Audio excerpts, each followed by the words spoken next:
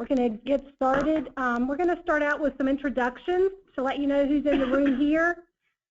So you'll know if you have questions who you might want to send those or ask those questions to. I'm Rhonda Fisher, and I work in the Office of Early Learning. Jody Olavito Moore, the Office of Professional Preparation. Robert Hagerman, Office of Professional Preparation. Joe White, Executive Director of WVSSPA. Megan Slavin, WVSSPA PR. Heather Hutchins, General Counsel, Department of Education. Amy Willard, Executive Director of School Finance. Monica Delamay, Office of Early Learning. Tracy Dalton, Head Start State Collaboration Director. Janet Bach-Hager, Pre-K Coordinator in the Office of Early Learning. And I want to thank each of them for taking time to be here today, and hopefully we can get your questions answered. I wanted to let you know we have each of you muted. If you have questions, you can type them in the chat box. And we are also recording this, so we will send out over the listservs the link where you can either listen to it again, or if you have other people in your county or in that you think would benefit from hearing this, you can. We'll send the link out so you can go to that link. So the reason we're here today is we're going to talk about the Early Childhood Classroom Assistant Teacher Authorization, some of the changes that have been made. And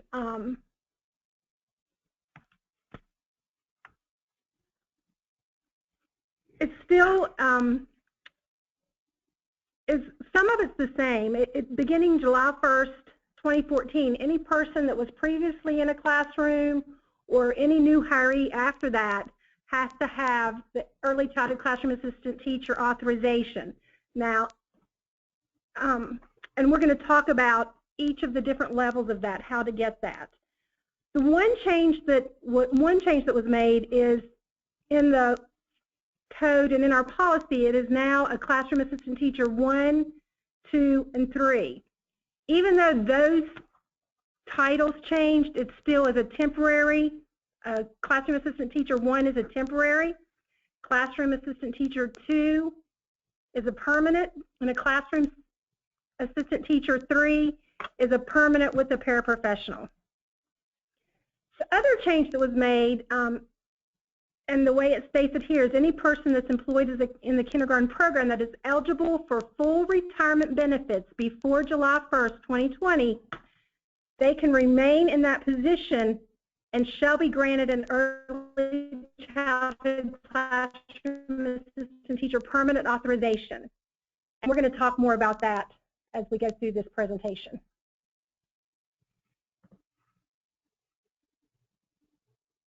I just included this code because lots of people say they see it says kindergarten in the code, but it doesn't say pre-K, and this is just the code that says that any early childhood program that includes kindergarten and pre-K. So I just like to include that link for people that have that question.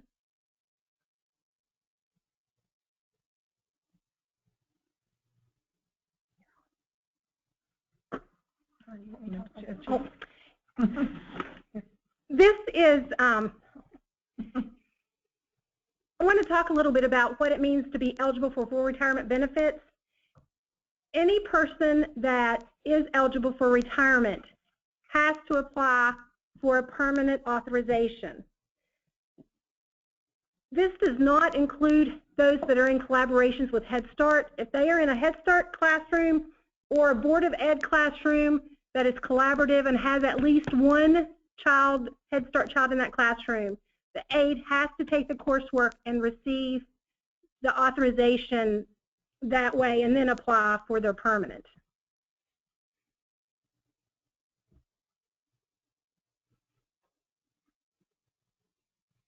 Yeah. Okay, now we're going to address the certification process. Let's just start with the eligible for full retirement benefit. That seems to be the question of all this, since this has occurred in March. So if you're eligible for full retirement benefits before July 1st, 2020, you must apply with the following. You first have to have your applicant information page, and this is a regular requirement for all applications. And then the revised Form 41, which will have the option for retirement on that. So be sure you download and use the new revised Form 41. And this is for any employee who has continuously been employed since July 14, 2014 in a pre-K or kindergarten classroom. And any new employee may not take this option. They must go ahead and sign up for the coursework and the classes and take that route. The retirement option is only for those who were employed in the classroom since July 14, 2014.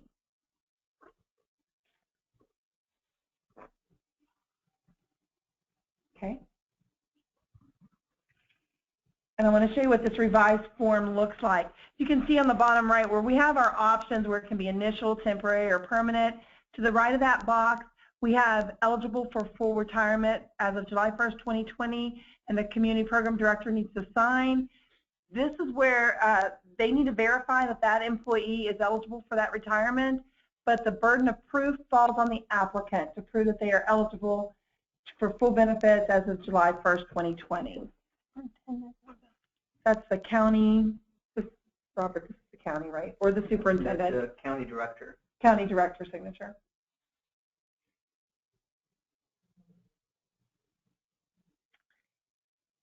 Also, on this page, this is our coursework page. If they're taking the retirement option, they usually do not have any courses taken. But since this is part of the applicant, the Form 41, the entire form needs to be complete. So these signatures are also needed. I realize that the coursework part will be blank, but I need the superintendent's signature there or the director of community program signature as well as the applicant's signature. If these signatures are not included, the form will be returned for them to complete it. So back to the eligible for full retirement, the standard applicant information page, the revised 41. They will also have to fill in a form or submit a Form 7 for their background check. They will have to complete a state and federal background check, which we'll speak about in a moment. They will have to have the proof of passing score of the state competency exam, but these are only for the LEA employees. Explain what that is. This is the Board of Education. They need to be hired by the county. And then a proof of a high school diploma or equivalency, and then to pay the fee of $35 online. Now, if they already have their paraprofessional certification, the Form 7, the state competency exam, and the high school diploma equivalency, they will not need to resubmit those.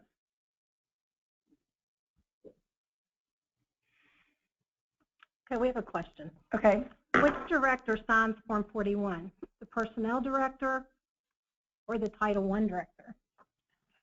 If they're employed by the county, it will be the personnel director, or depending on the program, will be the program director that is assigned. It doesn't necessarily have to be the Title I director if the programs are not under Title I. No, it will be your personnel director, because most collaboratives, if they're collaborative with Head Start, will not have to sign this. They don't have people that will be eligible to retire under this clause. Keep down to the fingerprint and background check. Be sure this is the information that you need to follow the steps to have their fingerprint and background done. But what we want to reiterate here is make sure it's a federal and a state background check.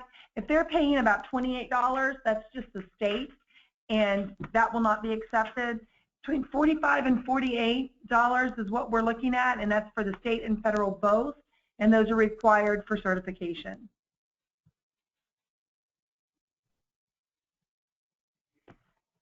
Now we can start at the beginning. We're kind of working a little backwards, but the ECAT for your initial applicants, they must apply upon placement in the pre-K or kindergarten classroom.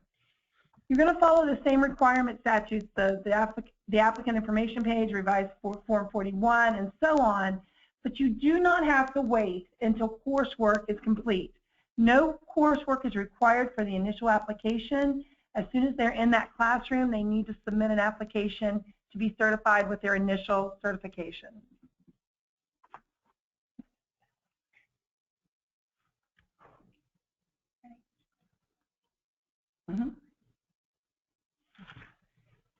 For the ECAT renewal, we're looking at the same requirements with the forms, but what we want to draw attention to is the seal bearing transcripts or the e-learning completion certificates.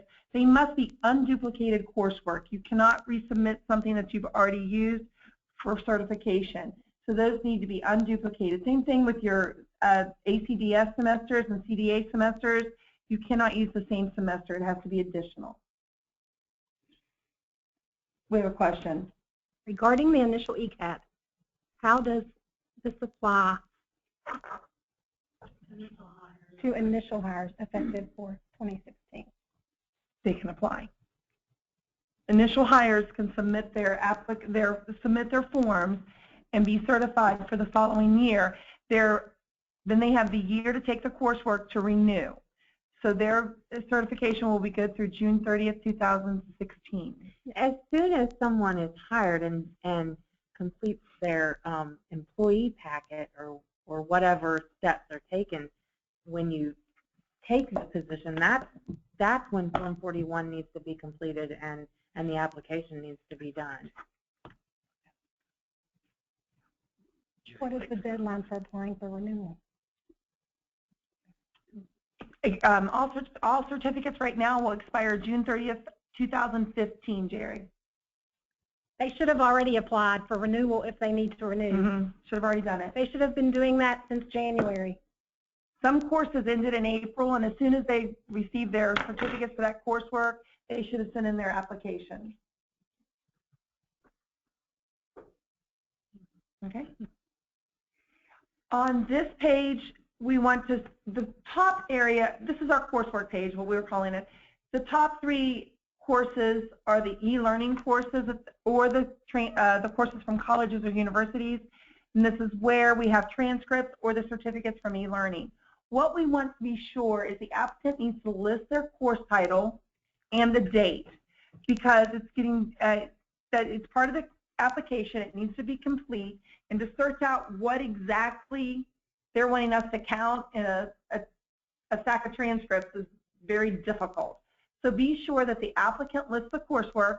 If the coursework is not listed, we will send that back to you and to the applicant so they can fix that, add that, and then they'll have to resubmit. So before you sign off on this, make sure that that's listed. That'll expedite the process. Terry has asked, how many classes do they have to renew? They need 3 hours, so 1 class or a semester of ACDS or CDA. Or their CDA. So they need at least 1 class to renew their certificate.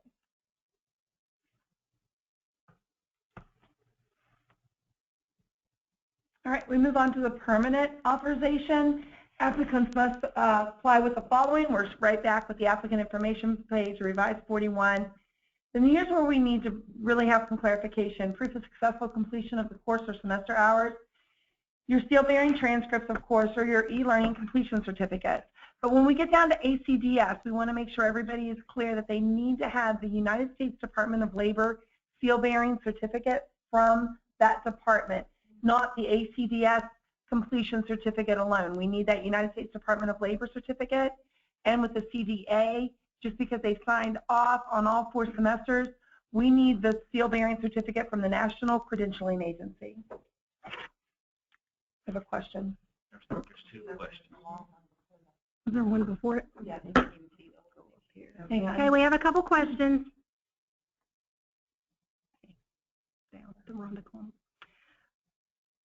The background information on the website is confusing, as if it says service personnel do not need to do federal background checks under the first-time applicant information page.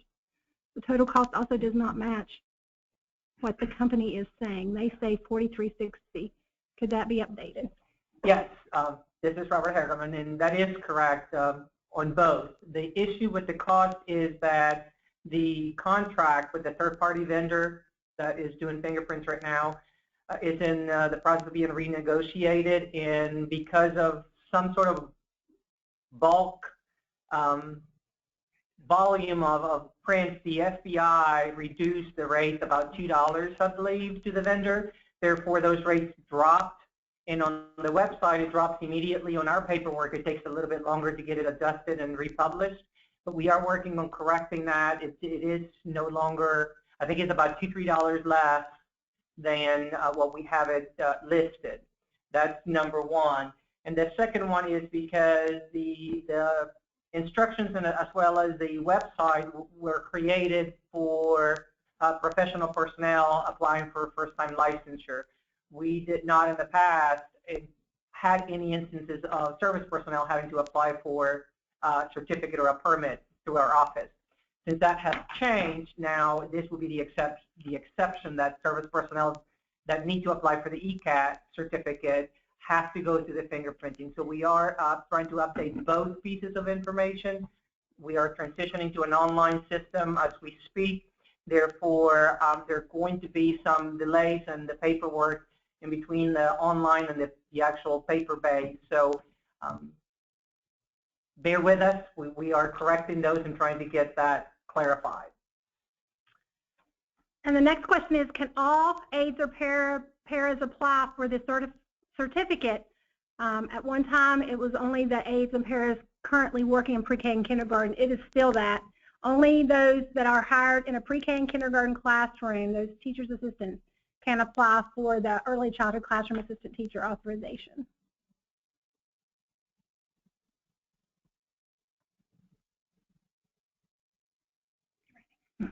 Then we spoke about this before at the beginning, but I just wanted to make sure you understand. Be sure to retrieve your forms from our website each time you need them. We make changes to these periodically when the need arises or when we need more information or clarification.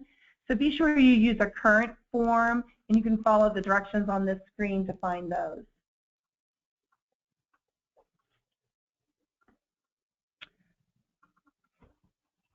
We've had lots of calls in the recent weeks of aides that did not take courses or aides that thought there were going to be summer courses. I want to make sure people understand there are no summer courses.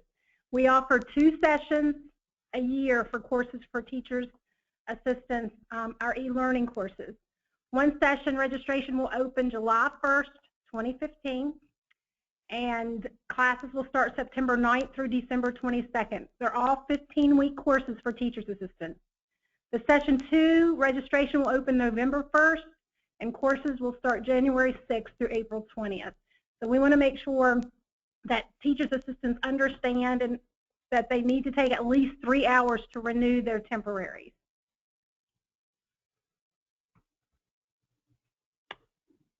At this time, we are open for questions.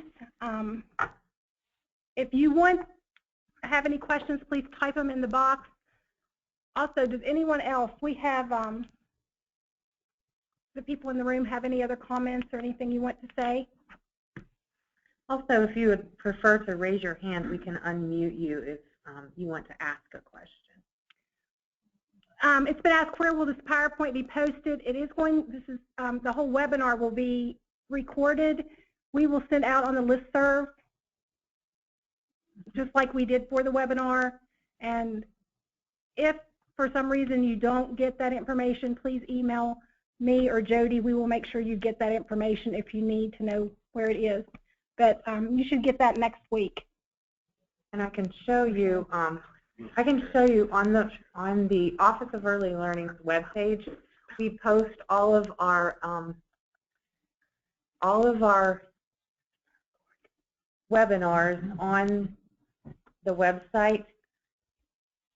If you go to Universal Pre-K on our website, go to the Universal Pre-K tab, and then go to the Pre-K Leadership System of Support.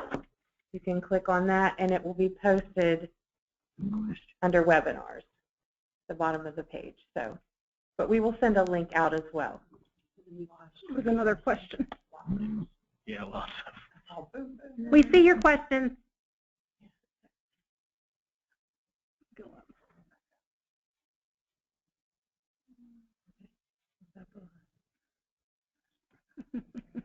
I knew these were coming.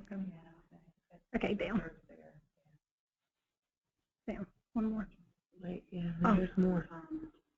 You're good. Good. Yeah. Okay. Right there. Did you address the issue with proof of retirement? The proof of retirement is, I'm going to let Jody answer that one. We were saying that the proof of retirement needs the burden of proof needs to fall on the applicant.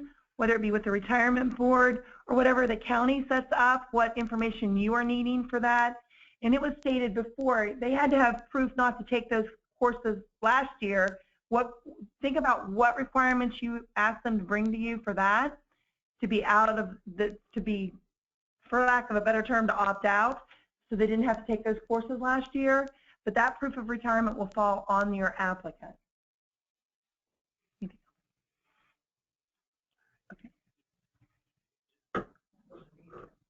Okay, here's the question. When hiring ECATs, can senior aides be considered over less senior temporary, permanent, or paraprofessional ECATs, even if the senior aide has no ECAT credentials? Question. The senior aide still has to apply for the ECAT, but can't do it until you're hired. So if somebody already, we're having an internal discussion. This is Heather Hutchins speaking, and I think that, and our kind of response here is that that hasn't yet been fully determined. The issue is that individuals have to, at this point, be hired into the position before you can take classes. So if you're a more senior aide who has not ever taught kindergarten, hasn't signed up for the classes, you could be competing for positions with individuals who have less seniority but who do have the certification. And if I'm thinking about it in ways where we have people with other classifications, service personnel classifications, I think, and any personnel director out there who knows better than me, please feel free to tell me. I think that the individuals who already have the classifications are often considered by the grievance board as the individuals who can have that job because you're already classified. And that if there's no one classified, then the position's posted, competency exams are taken. In this case, we don't have a competency exam, so the person could be hired and then sign up for the classes. We were also discussing internally that we may be able to look at our policy. I was looking at that some during the discussions, and alter our policy to where we can now open classes to individuals who are not currently working. The reason I believe that we did that initially was that we only had so many slots available and we needed to give preference to individuals who were actually working in the kindergarten classrooms. So we may be able to come up with a way here in the future for individuals who are more senior to be able to take the classes and get ECAT certified, and that way they would be able to compete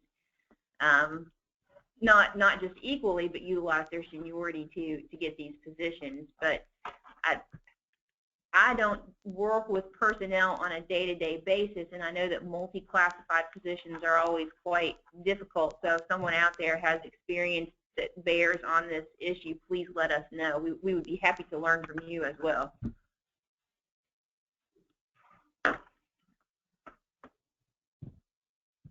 If an ECAT transfers to a special ed aide, does she lose ECAT certification? No. Once she has a permanent, it's permanent. Now, if she has a temporary, she won't be able to take classes at this time. So if she has a permanent, she will always have her permanent certification. But she wouldn't keep the same pay grade or gain seniority in that.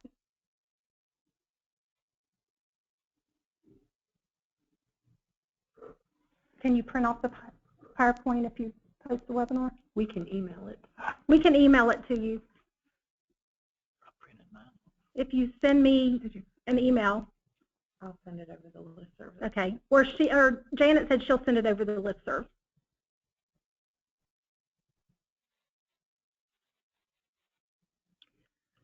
It says, is there any change to the pay grade increase for ECAT credential?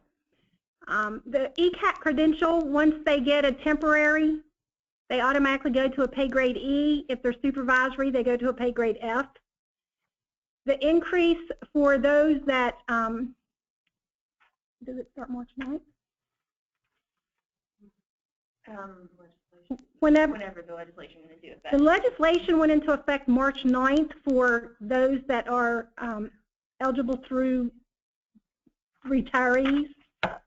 It went into effect July 1st, 2014 for other aides, but again, it depends on when that aide was hired and all those things you look at in pay grades. But for those that are eligible to retire, they need to send in their certificate, but it went into effect March 9th. Is that what you're asking? Mm-hmm.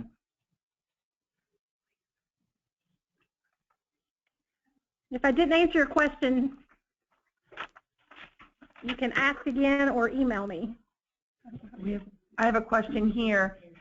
Will the applicants who are eligible for full retirement as of July 1st, 2020, will their certificates look any different? No, it'll still say permanent. Their permanent certification will look just like anybody else's. But it will say retire. We will know that it's retired. No, we have a way that we can denote those, but their actual certificate will not look any different. Okay. But we have a way that we can pull them up. Right. Okay. Yeah, that directors will have to. Yes, they will. So that's an important point. This is Tracy Dalton, the Head Start State Collaboration Director. That's an important point as your early childhood collaborative teams experience turnover within collaborative pre-K classrooms with Head Start or create new collaborative classrooms. Keep in mind that the Head Start directors then will need to know which ECAS has had the coursework related to achieving permanent status and those that were granted that status based on their seniority, because all individuals working in a Head Start collaborative classroom would need to have the coursework. And so that could have personnel impact or could have collaborative impact at the local level. So it's important for teams to be knowledgeable about that. Stacy asked, when will we send an email to let you know when the correct updated forms as they post them? They should already be online now. The 41, if they're talking about the fingerprint updates and those instructions, that's going to take us a little bit longer. Yeah. But the Form 41's already updated and they're already online. And every time an assistant teacher goes to renew, she or he will need to pull the form off of the website, yes, rather than save it on their computer and generate it that way. So they need to pull it off every time they renew. If you have a kindergarten aide that you have reminded several times to take a class and she still has not taken one to renew her certificate, what happens to her position as of July 2015? Does she still have a job for 2015 school year? This is Joe White, School Service Personnel Association. If that aide, in my opinion, if that aide does not follow through and do what they're instructed to do and what they're required to do, it hurts me to say this, but then that is willful neglect of duty. Thank you. I've just incriminated myself. They have to be certified to be in the classroom. They will be out of compliance. They will be out of compliance. So the person could, I suppose, if the person is just not going to take it, you could tell the person, we're going to terminate you for incompetency because you would not have, and willful neglect of duty because you didn't take the class. But maybe say to them, hey, if you're not going to take the class, we're going to do this. You better apply for another job, maybe to help encourage so the person's not just completely out. Tell them that that's going to happen and give them the opportunity to apply for another job someplace else. it's kind of like a teacher on permit. If they don't take their hours, they don't go back in the classroom next year. So I hope that answers your question, LaDonna. Ms. Caroline. Back to the fingerprints. Are you saying that we will need to schedule the ECAS for federal background check like we do for professionals? Yes. Yes, we are saying that. The same fee should apply for them. Yes. Yes, that's correct. Ernie, are ECAS considered multi-classified as aides too? Yes, that again last year there were 3 different classifications for the ECAS. After legislation season this year, they have moved up under the aides. So they are considered multi-classified as aides.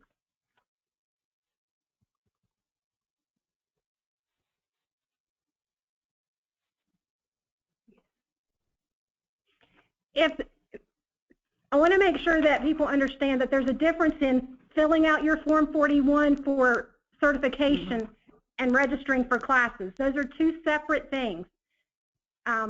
The classes will get them a permanent certification, but to get an initial temporary certification, they have to fill out a Form 41. And being enrolled in a class does not give you the renewal. You have to complete the class before the renewal certification can be issued.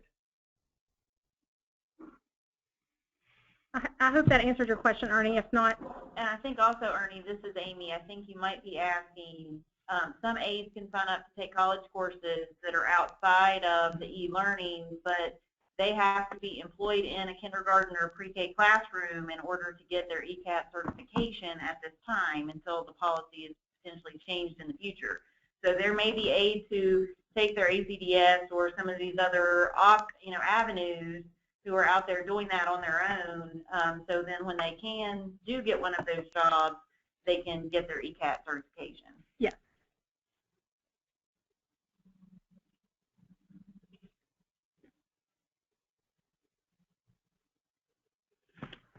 What are recommendations for an aide who had to drop a class because she was failing it and has been in that job for 20 years? You have to have 3 hours to renew your certificate. And there are no waivers for the early childhood and classroom assistant teacher.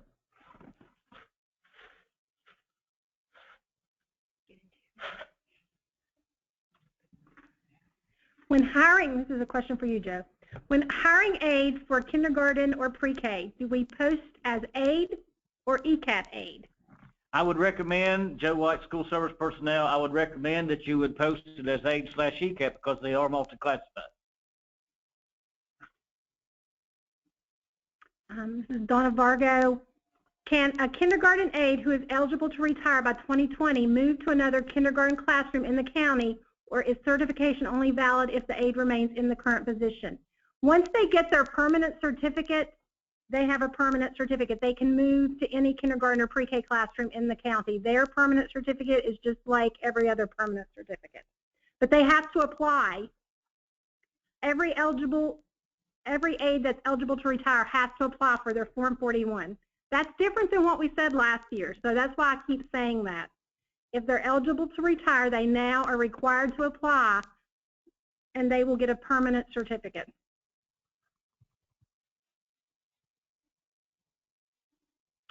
With the certificate, do the 2020 retirees have to stay in the same position, or are they now eligible to bid on? Again, Jerry, they can bid on any job now. Once they have their permanent certification. Once they have their permanent certificate, they can apply for any job.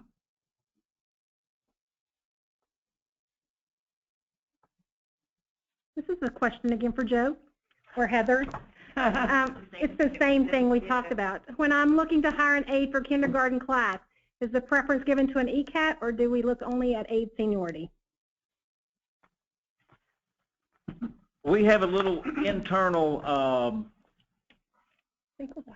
non-agreement on this issue. I think it will take some time before we can do this. It was the intent at the request of the legislature to multi-classify them in the aide category so that seniority would decide who gets the job, because whoever gets the job, they can immediately apply for temporary authorization. So that is where we stand. So I'll just be honest with you, it can be questioned this year, and it probably will.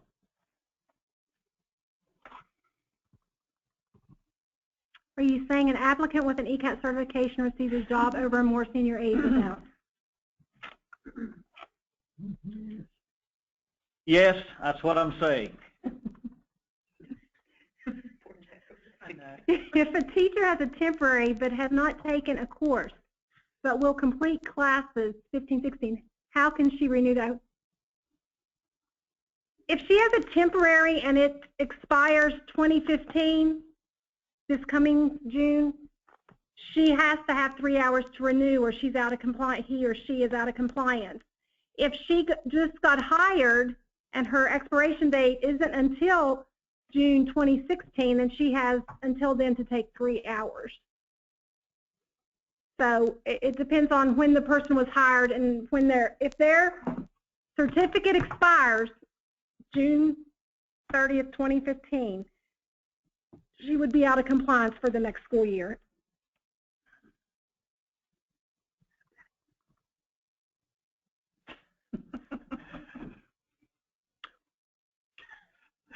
Ernie, that's what Joe's saying. He's saying that in his interpretation that you consider the more senior aide over the less senior ECAT. Our caution is that we're not sure what the grievance board will think about Right. this issue.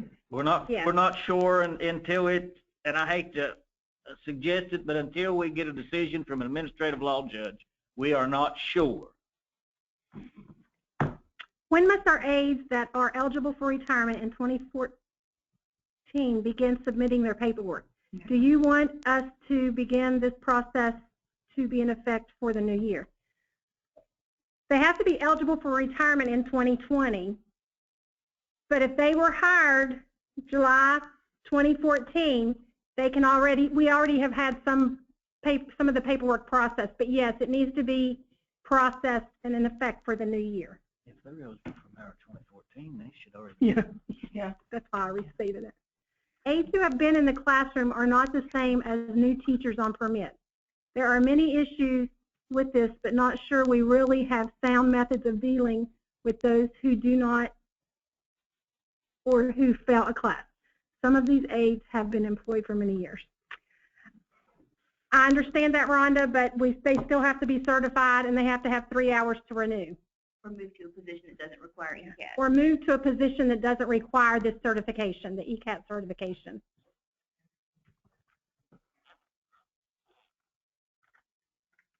And Nancy Han is one of our facilitators. The only way to fail an e-learning class is just simply not to do the work. They receive a complete or incomplete. They are not graded. And I have to say, and like again, Nancy's one of our facilitators, in these courses, the facilitators have been very good to work with people, even those that had very low computer skills. They've really tried. We've worked with county school systems trying to help aides at least have access to a computer or access to internet, different issues that we've done. So any aide that really is struggling, if they contact Donna Landon, she has been a true champion in trying to get everybody the classwork and to get them through these courses.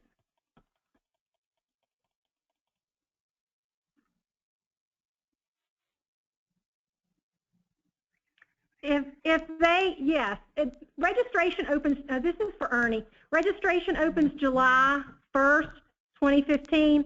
If they've already been hired and they know that they're going to be in a kindergarten or pre-K classroom, they can register July 1st. Registration will be open until the first day of the courses. So they can enroll if they're going to be in a classroom next year. They have to enroll. They aren't just considered enrolled. They have to literally go online and enroll. And again, being enrolled in a class is totally different than having a temporary authorization. They have to fill out their Form 41 and have it processed through your county and through the Office of Professional Preparation. On another hand, they have to register for classes. So that's two separate things. Yes, the pay grade will change. This is a good question, Morna. For those that will receive the permanent authorization, they will move to pay grade E. If they're supervisory aides, pay grade F. So yes. And the question was, does the pay grade change for the new ECATs that receive the certification by being a retiree by 2020? And let me clarify, they do not have to retire in 2020. They just have to be eligible to retire. We've had a couple phone calls in the last week of people that were told that they had to retire by July 1st, 2020 or leave the classroom and go to a special ed job. That is not true. They can stay working as long as they wish to.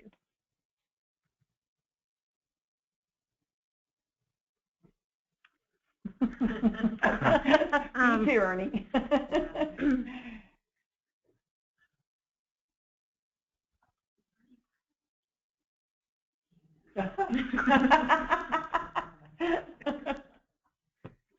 Again, Terry, the pay grade for temporary, permanent, and well, now it's 1, 2, and 3 are all the same. It's pay grade E. So as soon as they have their Form 41 put out and get it pay grade, the ECAT 3 is pay grade Yes. F as the base. Mm-hmm. ECAT 3 is the ECAT permanent with the paraprofessional is a pay grade F, which is already what a paraprofessional is. Mm-hmm. So, but when they fill out their temporary authorization, regardless if they've had classes or not, when they get their temporary authorization, they are a pay grade E or a pay grade F if they are supervisory. Any other questions? Thank you all so much. If you do have questions, feel free to contact Jody Olivito Moore or myself, Rhonda Fisher, and we will do our best to find the answers for you. I'm sure we will also have this posted on the West Virginia School Service Personnel Association. So if you have any questions, please just contact us. We're all working through this together. Thank each of you for taking time to do this today.